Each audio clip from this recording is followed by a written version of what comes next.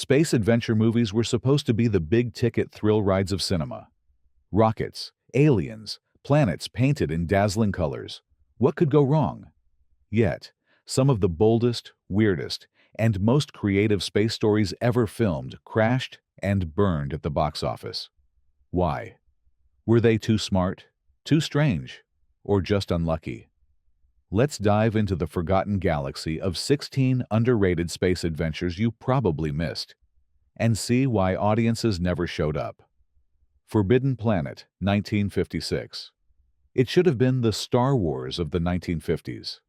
Big studio, big budget, groundbreaking special effects, yet Forbidden Planet didn't spark the box office explosion MGM hoped for.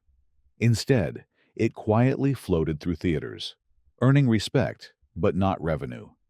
Strange, right? Because this was the movie that changed the rules of science fiction forever. Released in 1956, Forbidden Planet wasn't just another space monster flick.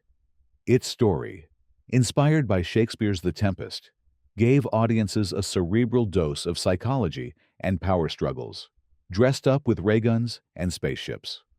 Dr. Morbius, his mysterious daughter, and a deadly creation born from his subconscious, made for a tale that was way deeper than the bug-eyed alien invasions people expected at the time.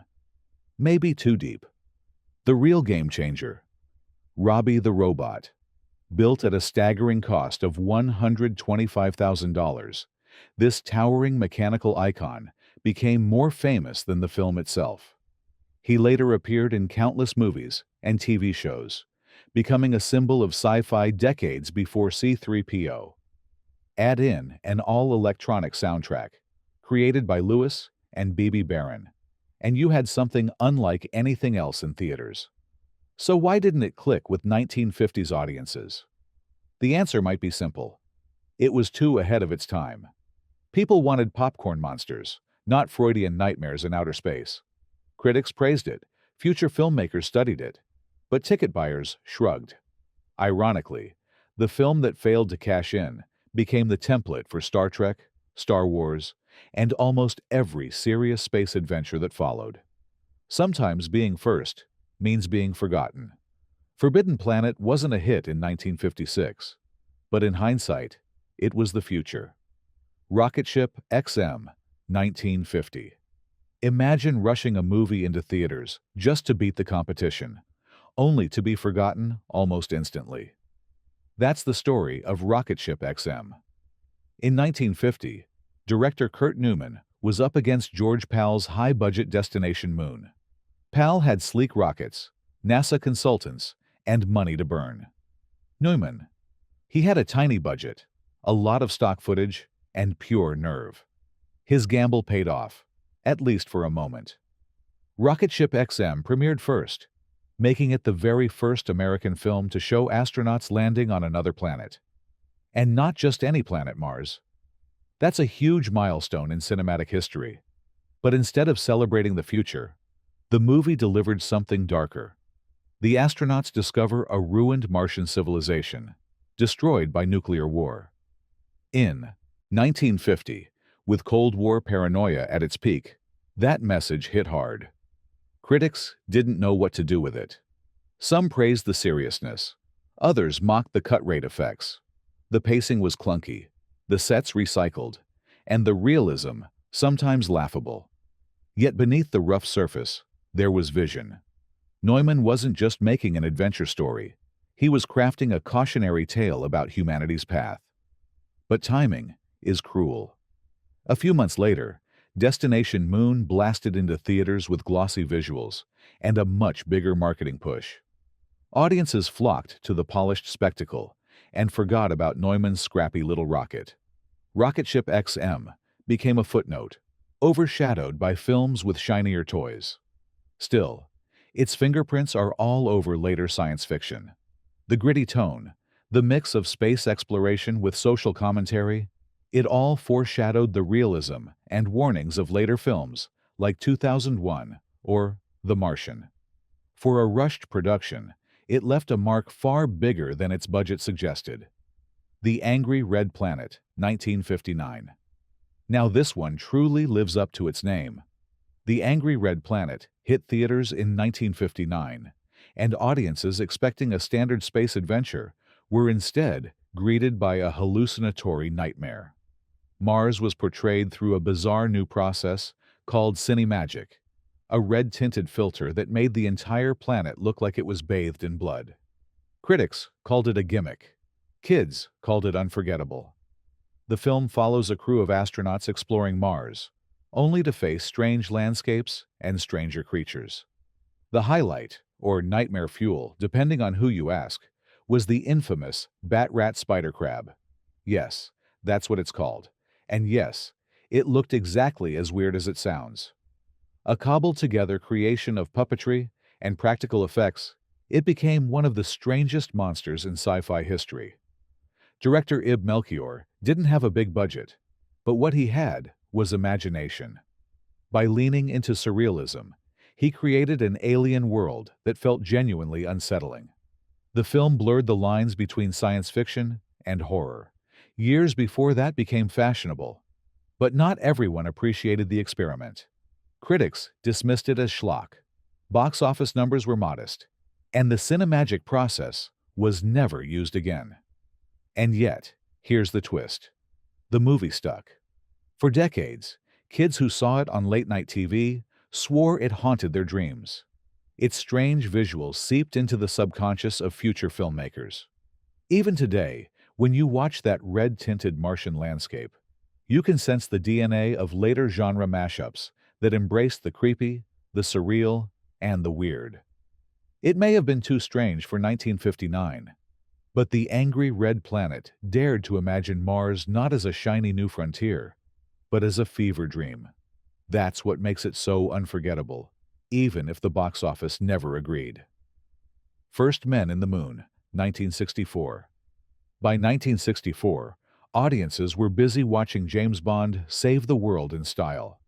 That left little room for an eccentric Victorian-era space adventure like First Men in the Moon.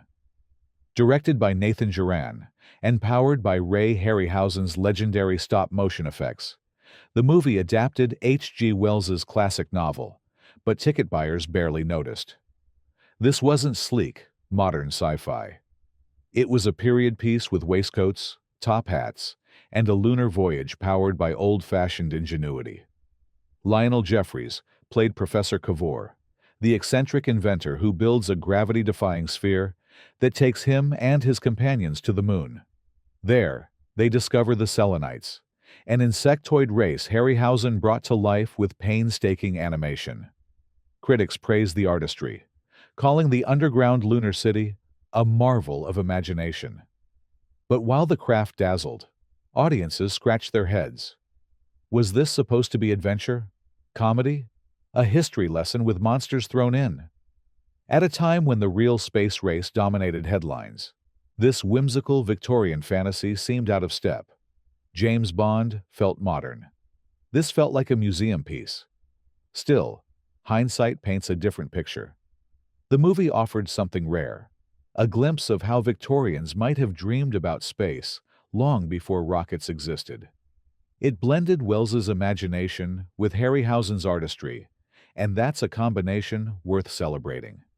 It didn't sell tickets, but it earned respect from genre enthusiasts and historians. Today, it feels like a forgotten gem. While everyone talks about Bond and Dr. Strangelove in 1964, First Men in the Moon quietly waits for rediscovery. If you want to see Harryhausen's creatures crawl across a lunar landscape with meticulous detail, this is where you go. Underrated? Absolutely. Misunderstood? Even more so. Queen of Outer Space, 1958. When Queen of Outer Space landed in 1958, most critics dismissed it faster than you can say B-movie. Zsa Zsa Gabor, glamorous and dripping with charm, starred in what looked like a bargain bin adventure about astronauts crash landing on Venus. On the surface, it was camp. Cheesy sets, questionable costumes, dialogue that sounded like it was written overnight. No one took it seriously. But look closer, and you'll see why it's worth remembering. The plot centers on a Venusian society, run entirely by women, with men seen as a nuisance to be banished. At the time, this flipped the usual power dynamics of sci-fi stories. Instead of damsels waiting to be rescued, these women were in charge, making decisions about war, peace, and the fate of the unlucky Earth crew. For 1958, that was quietly radical. Zaza played Talea, a scientist who helps the astronauts. Her performance, with her signature accent and over-the-top delivery, transformed the material into something oddly magnetic. What could have been dull turned into a campy delight. Of course, the movie bombed. The budget was tiny, the production rushed, and critics rolled their eyes. But over time, film historians began to see it differently. Beneath the glitter and absurdity was a satirical edge. Commentary on gender roles, power, and Cold War fears, smuggled into a supposedly silly adventure. That's why Queen of Outer Space has cult status today. It's goofy, yes, but it's also smarter than it looked. The camp and the message are inseparable, making it one of those rare B-movies that ages better than the polished studio pictures everyone else was watching. 20 Million Miles to Earth, 1957. Monsters in the 1950s were supposed to be terrifying, destructive, and easy to root against. But Ray Harryhausen flipped that script in 20 Million Miles to Earth. Released in 1957, it introduced audiences to the Ymir, a creature from Venus accidentally brought back to Earth by a returning space probe. Instead of being pure evil, Ymir was curious, frightened, and, dare we say, sympathetic. The creature's design was classic Harryhausen stop-motion wizardry. Frame by painstaking frame, the Ymir came alive with gestures and movements that felt startlingly human. Watching it stumble through the streets of Rome, bewildered and scared, you couldn't help but feel for it. But the movie followed the tragic monster formula: misunderstood, hunted, and ultimately destroyed. Its death at the Colosseum was heartbreaking, a sharp contrast to the usual cheer when the monster dies routine. Shot on location in Italy, the movie gave viewers striking backdrops of Roman ruins mixed with alien chaos. This wasn't just another studio backlot flick. It felt bigger, more real. Critics noticed the artistry, but the box office was modest. Why? Because audiences in 1957 wanted thrills, not tragedy. They didn't know what to do with a monster that tugged at their heartstrings. And yet, filmmakers took notice. Harryhausen's work on Ymir influenced generations of creature designers, and the idea of sympathetic monsters crept into mainstream storytelling. Without Ymir, would we have had E.T., or even the xenomorph's quiet moments of awe in Alien? Hard to say, but the lineage is there. 20 Million Miles to Earth may not have been a box office juggernaut, but it showed that even in pulp sci-fi, you could blend spectacle with sorrow. A monster that made you cry. That was revolutionary. Journey to the Seventh Planet, 1962. By 1962, most space movies promised ray guns, aliens, and bug-eyed monsters. Journey to the Seventh Planet had all that. But then, it added a psychedelic twist nobody saw coming. This US-Danish co-production dared to make Uranus a stage for something stranger than simple adventure. It turned it into a mirror of the human subconscious. The story? A crew of astronauts land on Uranus, only to find a lush, Earth-like landscape instead of an icy wasteland. But here's the trick. Everything they see is an illusion, created by a mysterious alien intelligence that feeds on their fears and desires. Suddenly, their mission becomes less about exploring space and more about confronting themselves. Director Sidney Pink leaned heavily into surreal imagery. Characters encounter dreamlike visions, doppelgangers, and environments that shift without warning. The low budget meant lots of matte paintings and miniatures. But instead of hurting the film, the cheap tricks gave it an eerie, otherworldly vibe. It looked like a fever dream captured on celluloid. Audiences, however, were baffled. The non-linear storytelling and heavy symbolism left many scratching their heads. Critics brushed it off as confusing and inconsistent. It didn't fit into the box of 1960s sci-fi, which was still trying to balance pulp thrills with the dawning real-life space race. But in hindsight, the movie was way ahead of its time. Years before Kubrick's 2001, A Space Odyssey, Journey to the Seventh Planet dared to suggest that the real frontier of space might be the human mind. Sure, it was clunky, but the ambition was undeniable. It didn't make much money, but it carved a strange little niche in science fiction history. A psychological trip disguised as a space adventure. Now that's underrated. Robinson Crusoe on Mars, 1964. Before The Martian made survival in space mainstream, there was Robinson Crusoe on Mars. Released in 1964, this film did exactly what the title promised. It stranded an astronaut on Mars and watched him figure out how to stay alive. No flashy space battles, no galactic empires, just one man, a desolate planet, and the fight to keep breathing.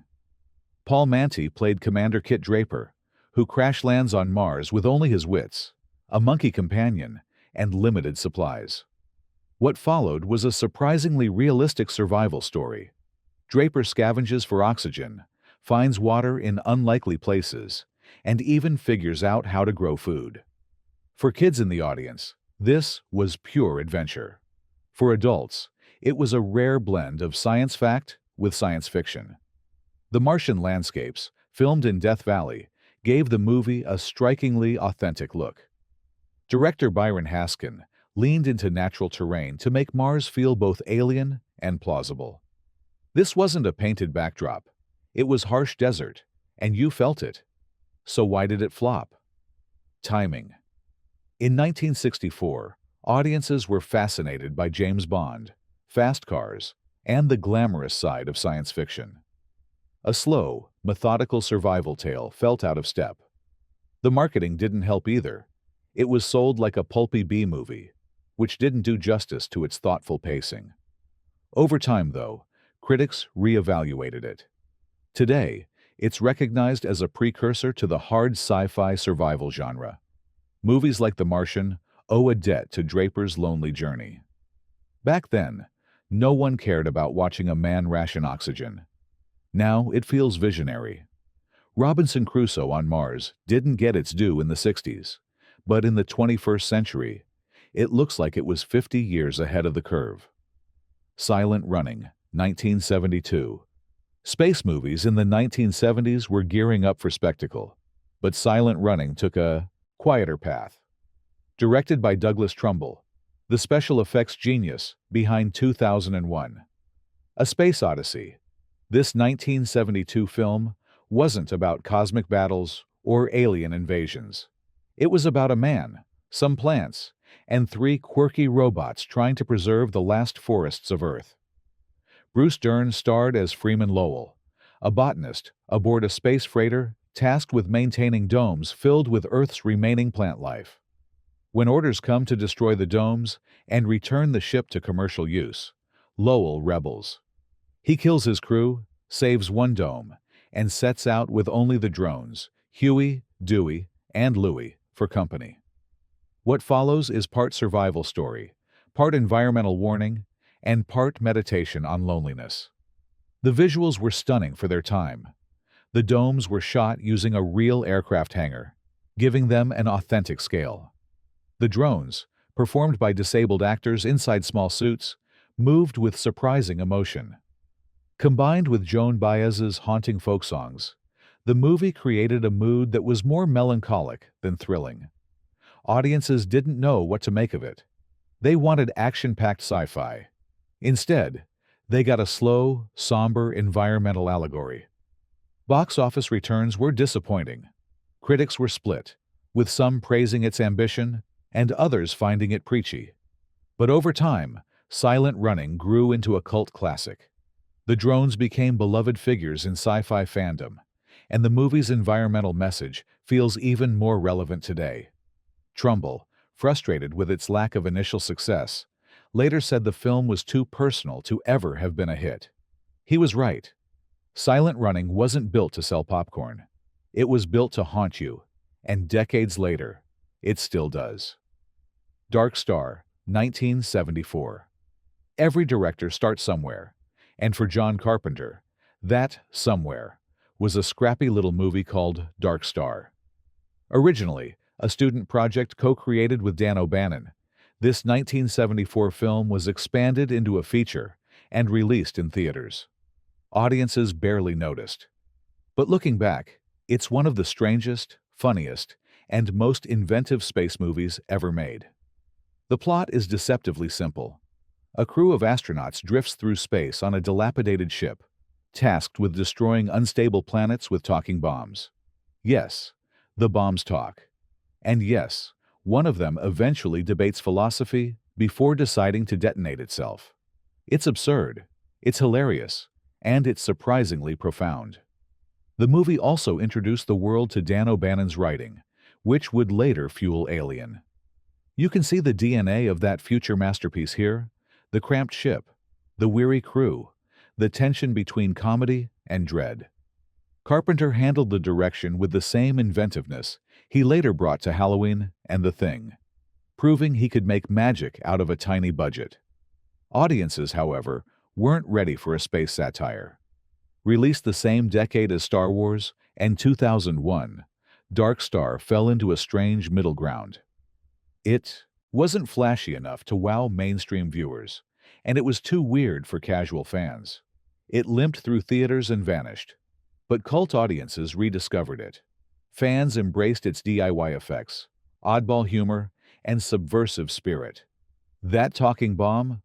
Still one of the wildest moments in science fiction history. In the end, Dark Star was never meant to be a blockbuster.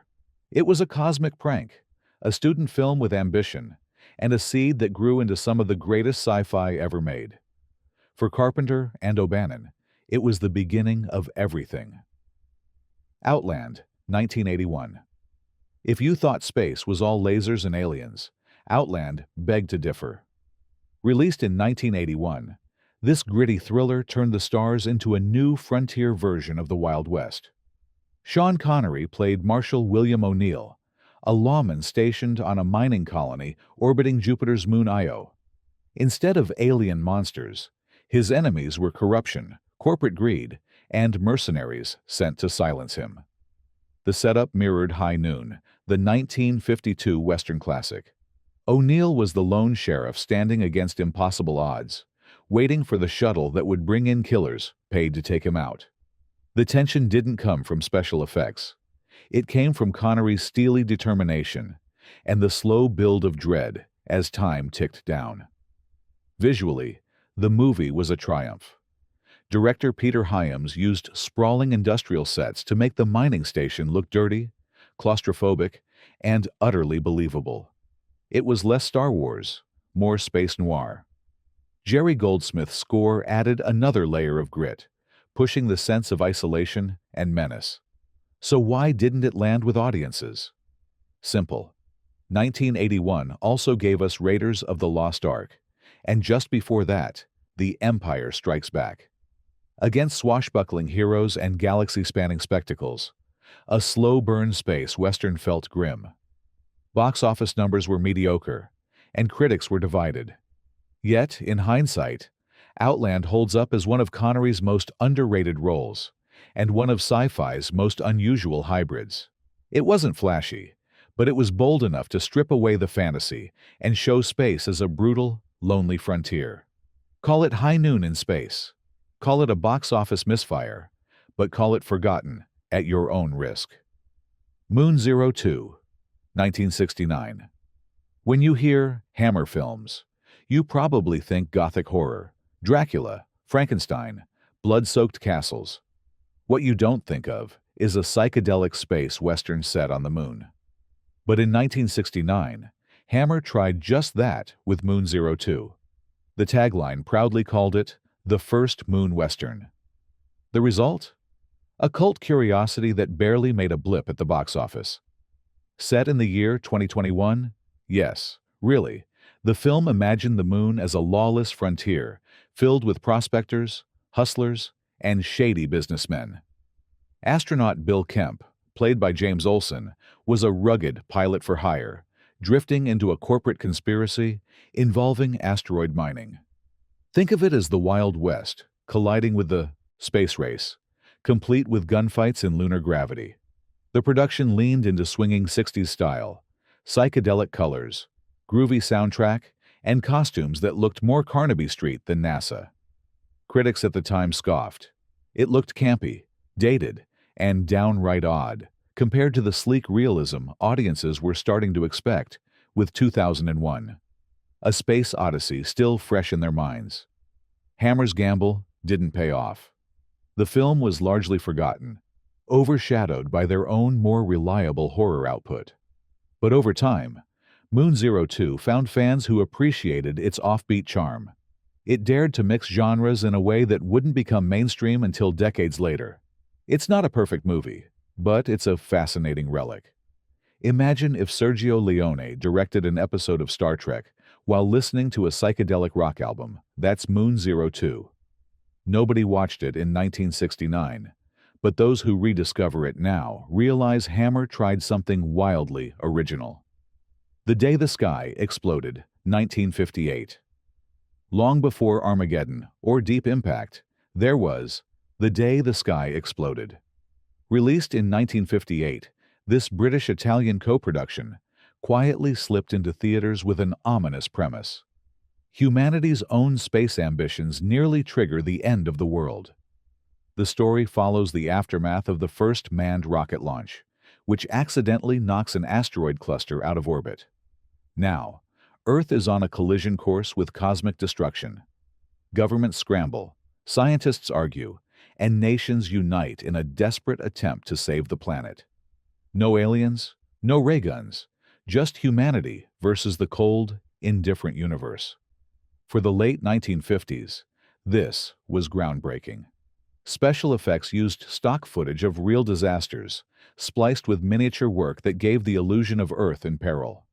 The tone was serious, almost documentary-like, a sharp contrast to the campy monster flicks dominating theaters at the time. But audiences didn't embrace it. Without a monster or big-name star, it felt too grim, too realistic. Critics labeled it dull, and ticket sales reflected that. The spectacle audiences wanted simply wasn't there. And yet, in hindsight, this film feels like the prototype for every disaster epic that followed. You can see echoes of its international cooperation plot in Armageddon, its mix of science and suspense in the Andromeda Strain, and its sense of inevitability in Melancholia. It was trying to be serious sci-fi in an era that wasn't ready for it. The sky didn't explode at the box office.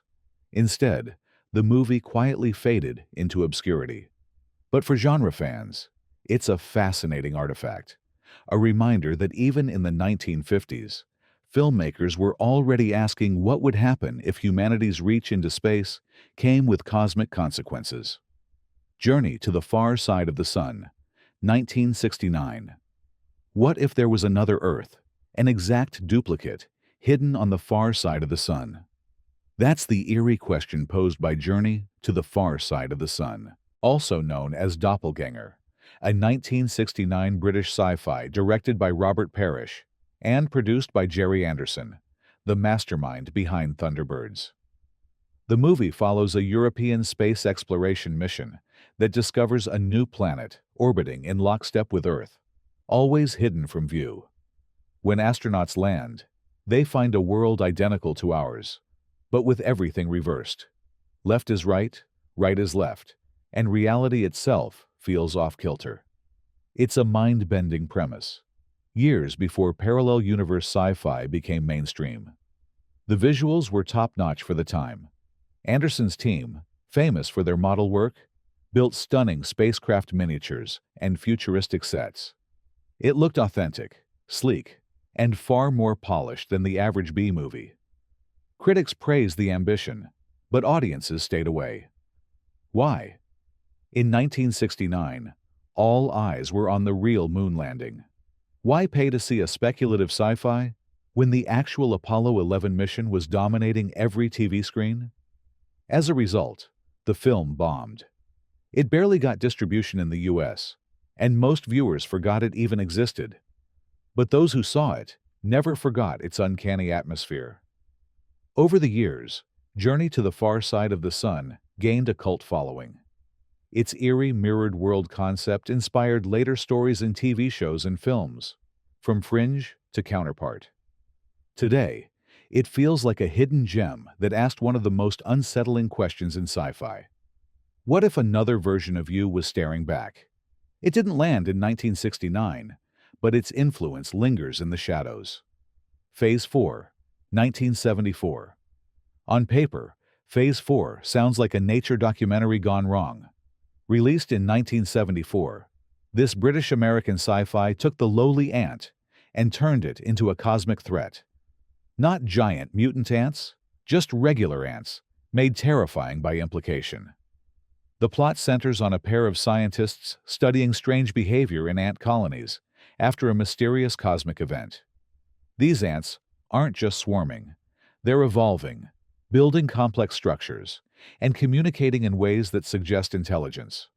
Slowly, the scientists realize humanity may not be at the top of the food chain. Directed by Saul Bass, the legendary graphic designer behind iconic title sequences for Psycho and Vertigo, this was his only feature film.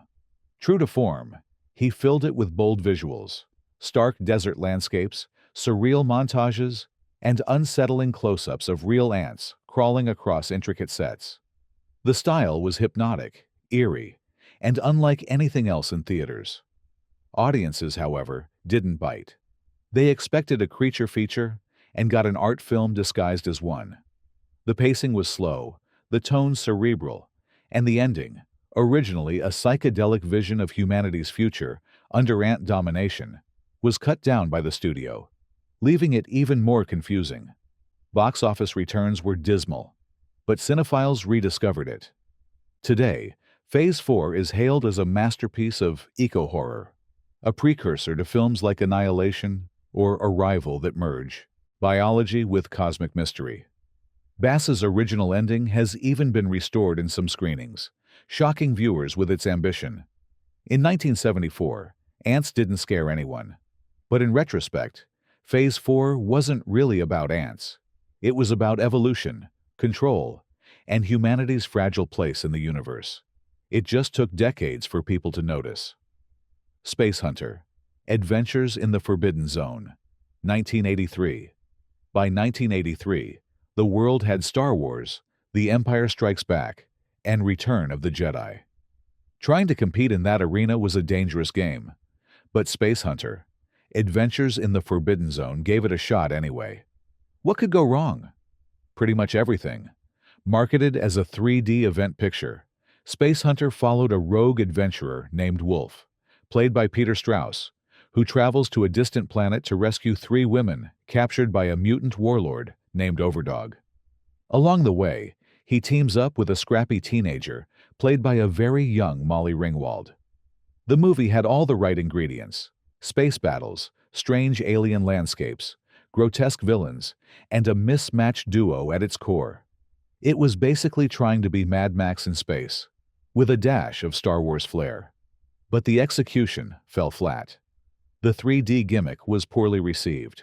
The story felt derivative, and critics savaged it. Box office numbers were disastrous. Released just 2 weeks before Return of the Jedi, it never stood a chance. Audiences went to see Luke Skywalker save the galaxy, not a bargain bin imitation. And yet, like so many on this list, Space Hunter found a second life on home video and late-night cable. The bizarre production design and over-the-top villainy of Overdog gained it cult status. Molly Ringwald's presence added curiosity value for fans who later followed her Brat Pack career. In the end, Space Hunter was the right movie at the absolute wrong time. Nobody wanted a knockoff when they had the real thing. But if you look past the failure, it's a weird, scrappy slice of 1980s pulp sci-fi that deserves at least a footnote in the Space Adventure Hall of Fame. So there you have it, 16 space adventures that dared to dream big, but fizzled when it mattered most.